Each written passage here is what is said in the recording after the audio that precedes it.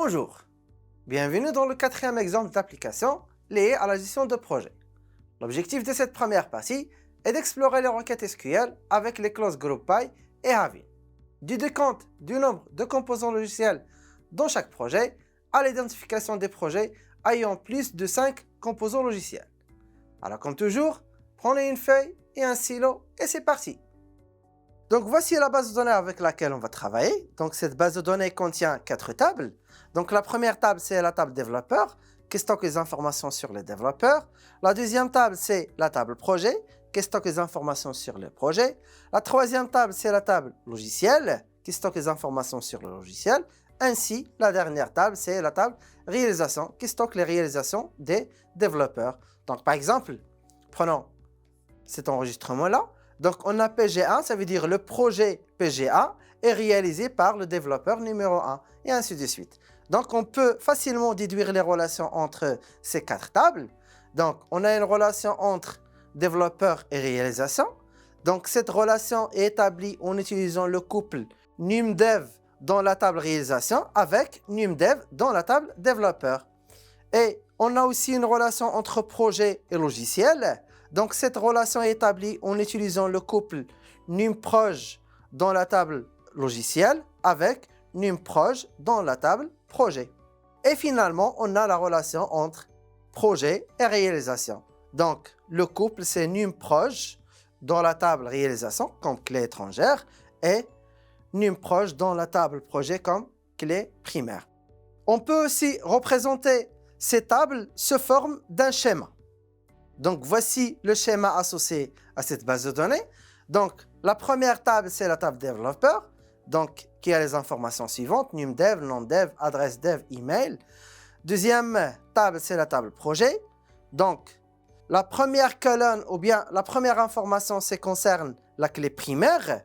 Et lorsqu'on a une information précédée par dièse, donc on peut dire que cette information c'est tout simplement une clé étrangère. Donc ça, c'est une clé étrangère. C'est pour référencer un projet. Et aussi, on a la dernière table réalisation. Donc, elle a 2 clés étrangères. Donc, numProj et numDev. Donc, numProj permet de référencer le projet. Par contre, numDev permet de référencer un développeur. Et c'est pareil. Donc, on peut utiliser soit la représentation tabulaire, soit la représentation sous forme d'un schéma. Donc, maintenant, on passe aux questions. Donc voici le travail à faire. Donc comme toujours, écrire des requêtes SQL pour récupérer les informations suivantes. Donc la première information c'est le nombre de logiciels dans chaque projet. Et la deuxième information c'est identifier les projets qui ont plus que 5 logiciels. Donc cliquez sur pause et essayez de trouver une solution. Nous voilà de retour. On va commencer par la première question. Donc le nombre de logiciels dans chaque projet. Donc, comme toujours, on peut répondre à la question en utilisant le tableau. Donc, la première colonne, c'est les informations à afficher. La deuxième colonne, c'est les conditions. Et la troisième colonne, c'est les tables. Donc, les informations à afficher, donc le nombre de logiciels dans chaque projet. Donc, on va afficher le numéro de projet. Ainsi le nombre de logiciels associés à chaque projet. Donc, NBR log pour le nombre de logiciels. Est-ce qu'on a ici une condition? Donc, on n'a pas une condition. Alors, ces informations-là proviennent de quelle table? Donc, numProj provient de la table, ou bien on peut trouver numProj dans la table projet, ainsi dans la table logiciel. Par contre, pour compter le nombre de logiciels, on a besoin de la table logiciel. Et puisque on a déjà la table logicielle, ce n'est pas la peine d'inclure la deuxième table projet. Donc, puisque dans la table logicielle, on a l'information numProj. Alors maintenant, comment faire le calcul? C'est tout simplement classifier les enregistrements de la table logicielle selon le numéro de projet. Donc, classifier les enregistrements de la table logicielle selon l'information numProj. Et pour classifier les enregistrements, donc, on va appliquer la clause GroupBy. Donc, lorsqu'on veut classifier, tout simplement, grouper les enregistrements, selon quoi? Selon le numéro de projet. Donc, on a les informations nécessaires pour répondre à la question. Donc, select from group by. Donc, on va faire la sélection à partir de la table logicielle et on va afficher le numéro de projet ainsi le nombre de logiciels. Et pour compter le nombre de logiciels, c'est tout simplement compter le nombre de lignes dans chaque groupe. Donc, pour compter le nombre de lignes, c'est tout simplement utiliser la fonction count. Donc, count étoile as and bloge, donc le nombre de logiciels. Et finalement, on va regrouper les enregistrements selon quoi? Selon le numéro de projet. Donc, et voilà.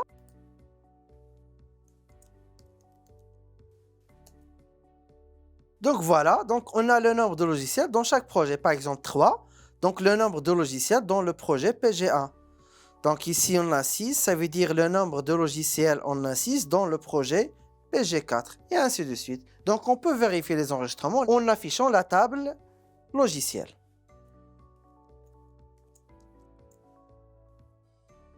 Donc voilà, donc la table logicielle contient un ensemble des enregistrements. Prenons par exemple le projet PG4. Donc, on a 1, 2, 3, 4, 5 et 6. Donc, on a 6 logiciels dans le projet PG4. Donc, on peut vérifier ça. Donc, voilà.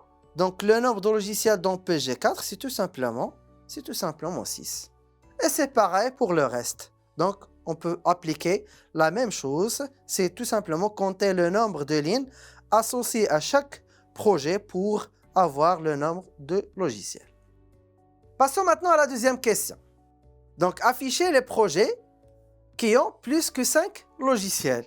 Donc, on peut voir que cette question dépend de la question précédente. Donc, dans la question précédente, on a calculé le nombre de logiciels associés à chaque projet. Donc, on a retourné une table de 2 colonnes, le projet et le nombre de logiciels. Et on a affiché tous les projets.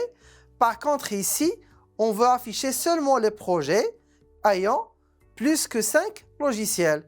Et puisqu'on a une condition ici, donc on va ajouter la condition dans la requête précédente. Et puisque cette condition est appliquée sur le nombre, ça veut dire est appliquée sur la fonction count. Donc, c'est count qui permet de calculer le nombre de logiciels. Donc, cette condition est placée tout simplement dans la clause having. Donc, on va modifier la requête précédente en ajoutant la clause having.